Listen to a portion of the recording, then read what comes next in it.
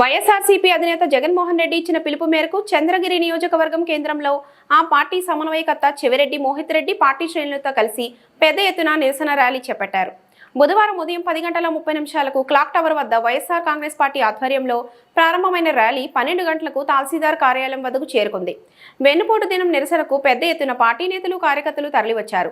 జగనన్న నాయకత్వం వర్ధిల్లాలి, చెవిరెడ్డి మోహిత్ రెడ్డి నాయకత్వం వర్ధిల్లాలి అంటూ పెద్ద ఎత్తున నినాదాలు చేశారు. ఈ సందర్భంగా పార్టీ సమన్వయకర్త మోహిత్ రెడ్డి మాట్లాడుతూ గత ఏడాది ఎన్నికలకు ముందు అబద్ధపు మాటలతో అడ్డగోలుగా ప్రచారం చేసి సూపర్ 6, సూపర్ 7 అంటూ ప్రజలను మభ్యపెట్టి ఓట్లు వేసుకొని అధికారంలోకి వచ్చిన కూటమి ప్రభుత్వం ఏడాది గడిచినా ఒక్క హామీని కూడా అమలు చేయకుండా ప్రజలకు వెన్నుపోటు పొడిచిందని ఆరోపించారు.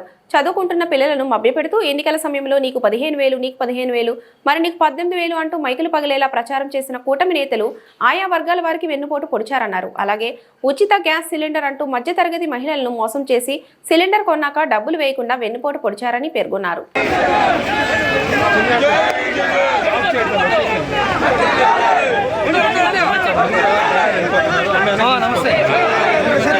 12 నెలలు అయింది, అంటే 1 సంవత్సరం అయింది.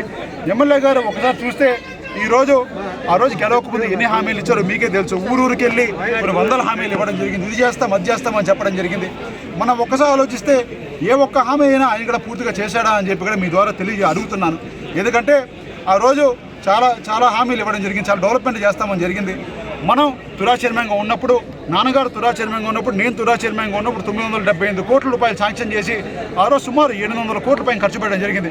ఆ చివరిలో కొంత ఏదైతే లాస్ట్లో కాంట్రాక్ట్ డిలే చేశారో అవన్నీ కూడా ఫినిష్ వర్కులు చేసుకొని ఈరోజు మేము చేసిన ఆ రోజు గవర్నమెంట్లో జగనన్న సహకారంతో మేము చేసిన మా వైఎస్ఆర్సీ పార్టీ చేసిన వర్కులు కూడా ఈరోజు పసుపు రంగులు కొట్టి సిగ్గు లేకుండా ఈరోజు ముఖ్యంగా కూడా బెంచీలకు కూడా రంగులు కొట్టి ఈరోజు మేము చేశామని చెప్పి చెప్పుకునేంత దుర్మార్గమైన కార్యక్రమాలు ఈరోజు ఎమ్మెల్యే గారు చేస్తున్నారు. నిజంగానే ఎమ్మెల్యే గారు ఆలోచించాలి. మీరు చేసే అవినీతి, మీరు చేసే అక్రమాలంతా కూడా ప్రజల్లోకి ఉన్నాయి. ఇంకా ముందుకు పోరాడతాం. తప్పకుండా ప్రజలకి మీరు వ్యతిరేకంగా చేసేది ఈరోజు మీరు చేసేది, మీ కుటుంబం చేసేది ఒక్కటే. మైనింగ్ మాఫియా చేస్తున్నారు, ఎక్కడ చూసినా ఇసుక మాఫియా చేస్తున్నారు. మీ బినామీలకంతా కూడా ఈరోజు మఠంలో భూములు రాయిచ్చేసి ఎక్కడ చూస్తే మఠంలో ఈ భూమిని పంచుకుంటున్నారు మఠాన్ని. అదేవిధంగా లిక్కర్లో మీకు తెలిసిన వాళ్ళందరూ కూడా షాపులు వేయించి రాత్రి పొగలు లేకుండా ఆడవాళ్ళు కన్నీరు తీసుకొచ్చేలాగా వాళ్ళ ఇంట్లో లాగా ఈరోజు లిక్కర్ అమ్మిస్తున్నారు. అంటే ఇంత ధనదాహంతో మీరు చేసే కార్యక్రమాలన్నీ కూడా ప్రజల్లోకి బయటపెడతాం. తప్పకుండా మీ మీద కూడా పోరాడతామని కూడా తెలియజేస్తున్నాం. మీరు పెట్టే కేసులు, మీరు పెట్టే అరెస్టులంతా కూడా వైఎస్ఆర్సీపీ కార్యకర్తలు భయపడే వాళ్ళు కాదని కూడా మరొకసారి తెలియజేస్తున్నాం.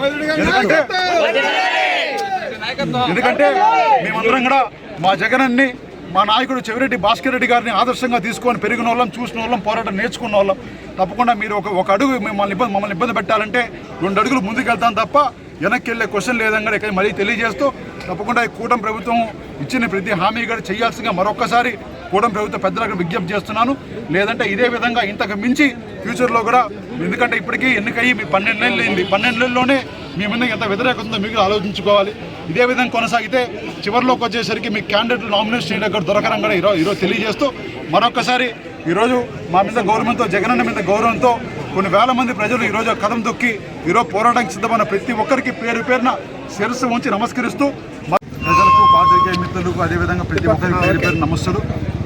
ఈరోజు ఈ కార్యక్రమం ముఖ్య ఉద్దేశం, ఈ రోజుకి కూటమి ప్రభుత్వం ఏర్పాటయ్యి 12 నెలలు అయింది. అక్షరాల 1 సంవత్సరం అయ్యింది.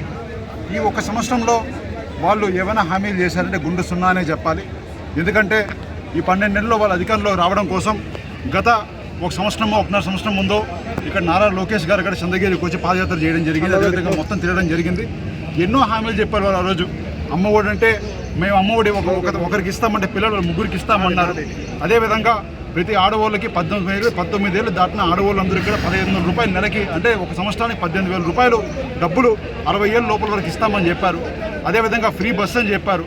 అదేవిధంగా రైతు భరోసా అంటే రైతు భరోసా పెంచి ఇస్తామని చెప్పారు. ఈ విధంగా ఎన్నో హామీలు ఆ రోజు ఇచ్చి అధికారంలో రావడం జరిగింది.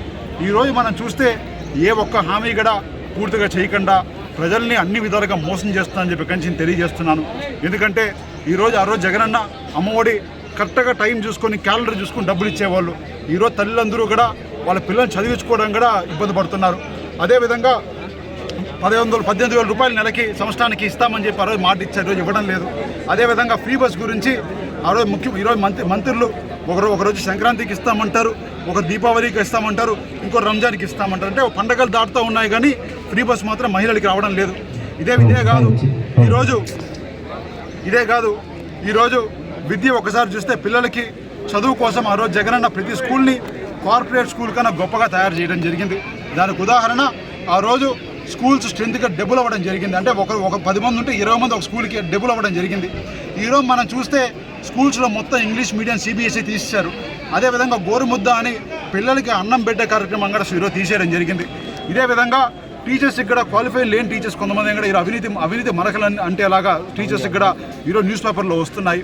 అంటే నారా లోకేష్ గారు ఈరోజు ఆ మంత్రివర్గం తీసుకున్నా కూడా సొంతంగా అతనే ముఖ్యమంత్రిగా యాడ్ చేశాను బయట చెప్పుకుంటా ఉన్నా కూడా ఈరోజు పిల్లలకి చదువు కోసం ఇంత నిర్లక్ష్యం చేయాలా అని చెప్పి నిజంగా ఇక్కడ తెలియజేస్తున్నాను. ఎందుకంటే పేదలు చదువు కోసం ఇంకా గవర్నమెంట్ ఒక స్టెప్ ముందుకేయాలి. ఈ విధంగా ఒక దగా చేసే గవర్నమెంట్ ఈ విధంగా పేదలు చదువుకోకూడదు, వాళ్ళ కిందే ఉండాలని చెప్పి ఒక ఉద్దేశంతో గవర్నమెంట్ని ఈ రోజు వరకు నేను చూడలేదని కూడా నేను తెలియజేస్తున్నాను. తప్పకుండా ఈ గవర్నమెంట్కి బుద్ధి తెలిపేలాగా ఈరోజు చంద్రగిరి కాన్స్టిట్యున్సీలో ఉండే ప్రతి ఒక్క కార్యకర్త కథం తొక్కి ఇక్కడ మన టవర్ క్లాక్ దగ్గర నుంచి ఎంఆర్ ఆఫీస్కి నడుచుకుంటూ రావడం జరిగింది. ఈరోజు చూస్తే 2000 మంది ఒక ఫోన్ కాల్తో మీరు ప్రోగ్రామ్కి రావాలి అంటే జగనన్న ఆదేశిస్తే మేమందరం కూడా ఈరోజు రావడం జరిగింది. అంటే వీళ్ళ మీద ఏ స్థాయిలో ప్రజల్లో వ్యతిరేకత ఉందో, ఏ స్థాయిలో వీళ్ళు చేసే దౌర్జన్యాలు ఉందో కూడా మీరు ఒక్కసారి కూడా ఆలోచించాల్సిందిగా కోరుకుంటున్నాను. అదేవిధంగా చంద్రగిరి